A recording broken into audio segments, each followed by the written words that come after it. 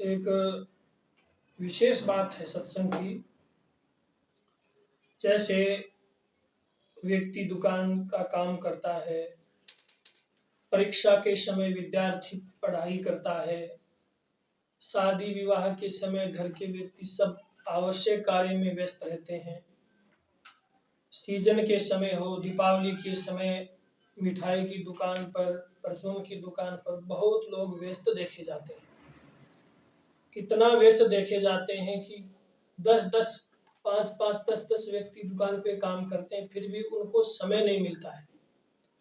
परंतु इतनी व्यस्तता में भी वो लोग समय निकाल करके भोजन करते हैं। ठीक इसी प्रकार से जीवन में अनेक जिम्मेदारियां हैं, पारिवारिक जिम्मेदारियां हैं, सामाजिक जिम्मेदारियां हैं। सदग्रस्त होने के नाते से अनेक धनोपार्जन की व्यस्तता रहती है, परंतु प्रत्येक व्यवस्था और व्यस्तता के कारण से सभी एक बात कह देते हैं, महाराज क्या करें, भगवान के भजन के लिए, सत्संग के लिए हमारे पास समय नहीं है। भैया आप एक बात बताइए, जो समय हमें मिला है उसी समय में से ही हमको सब कार्य करने हैं। अलग से कोई समय हमारे को मिलेगा नहीं, मिल सकता नहीं, मिलने की संभावना नहीं है। जो समय मिला है उसी में ही सब कार्य करने हैं।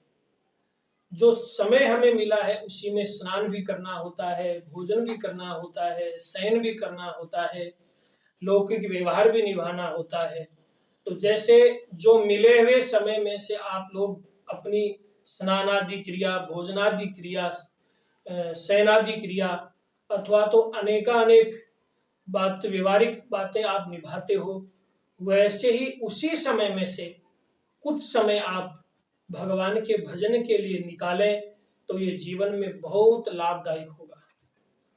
संत महापुरुष कहते हैं, सुमिरन की बेड़ा कसी, क्या भागण की बार, जब चेतो सुखराम कहे, तब ही ले वो संभार। सुमिरन के लिए, भजन के लिए, सत्संग के लिए, अपने लोक कल्याण के साधन के लिए समय की उपेक्षा नहीं है, उसमें तो अपने भाव की उपेक्षा है। अपनी नियत होनी चाहिए, भूख, कल्याण की भूख होनी चाहिए, अपने जीवन को सफल करने की एक उत्कंठ लालसा भीतर होनी चाहिए। जैसे तेज भूख लगी हो तो कितना भी काम, आपके जिम्मेदारी के काम कितने भी आपके पास हो, लेकिन फिर भी आप कहोगे भैया सब काम को रोको, एक बार मुझे भूख लगी है, मुझे भोजन करना बहुत जरूरी है। नींद आती है, व्यक्ति आवश्यक से आवश्यक कार्य का त्याग करके नींद लेता है। तो जैसे नींद और भूख शरीर के लिए अति आवश्यक है, ऐसे ही अपने स्वयं जीव आत्मा के लिए भगवान का भजन बहुत जरूरी है। और वो जो समय मिला है उसी समय में ही हमको करना पड़ेगा। इसीलिए जो समय हमें मिला है उसी में से आप कुछ समय भगवत नाम जप के लिए, कीर्तन के लिए, मंदिर में भगवान के दर्शन के लिए, अपने कल्याण के साधन के लिए अवश्य निकालें। नहीं तो लौकिक व्यवहार निभाते निभाते यदि शरीर का समय पूरा हो गया तो बहुत बड़ी हानि जीवन में हो जाएगी, बहुत बड़ा नुकसान जीवन में हो जाएगा। संसार का काम, ध्यान दे करके सुने, संसार का काम, लौकिक व्यवहार, पारिवारिक सामाजिक जिम्मेदारियां यदि हमारी अधूरी रह गई है तो जो पीछे जो हमारे बचे हैं वो कर लेंगे, लेकिन भगवान का भजन, सत्संग, कीर्तन और नाम जप अपने कल्याण के साधन में अधूरापन रह गया तो वो भैया कौन करेगा।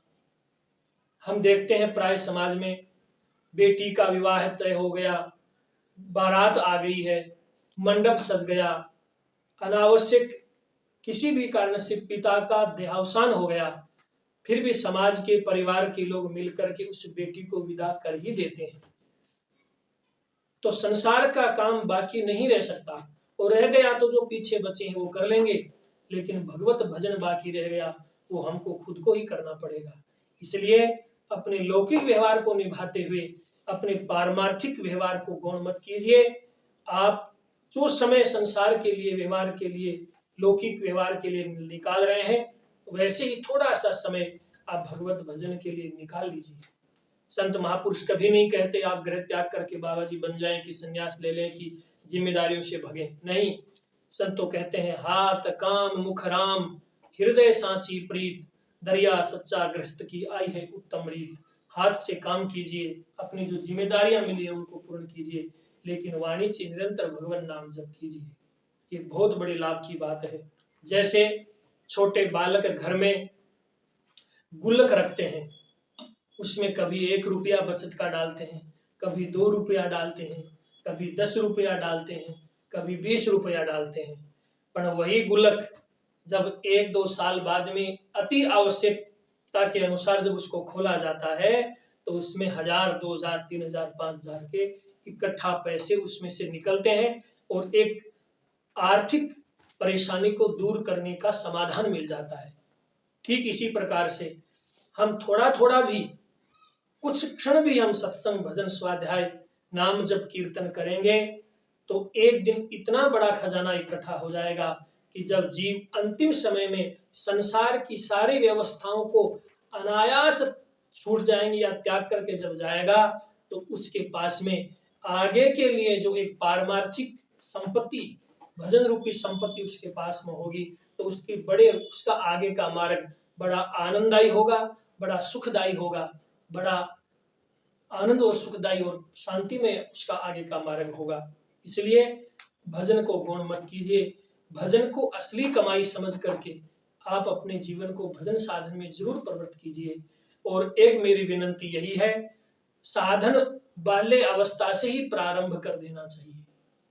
प्राय लोग कह देते हैं महाराज अभी तो हम बूढ़े थोड़ी हो गए, कैसे भजन करें। अरे भैया, बुढ़ापे में भजन होगा ये कोई प्रमाणिक नहीं है, और बुढ़ापा आएगा ही ये भी कोई सत्य नहीं है। क्योंकि सगरामा संसार में बड़ो कसाई काल, राजा गिने ने बादशाह, बूढ़ो गिने नहीं बाढ़।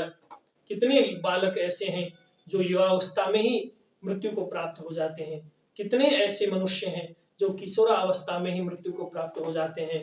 इसलिए ये मृत्यु लोक है, इसमें जीवन का कोई भरोसा नहीं है।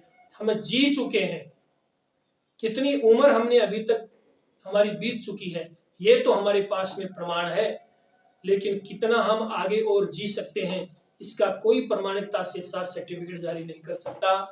जी रहे हैं ये भगवान की कृपा है, अथवा तो जी नहीं रहे, वैसे देखें तो हम मर ही रहे हैं। हम जी रहे हैं ये हमारी भूल है, हम निरंतर मर रहे हैं, ये वास्तविक सत्य है। कैसे मर रहे हैं? जैसे माँ की गर्भ से जन्म लिया, मान लो 100 साल की उम्र लेकर के हमने जन्म लिया, अब जन्मे 10 दिन का शरीर बालक हो गया, तो उस 100 साल में से 10 साल कम हो गई।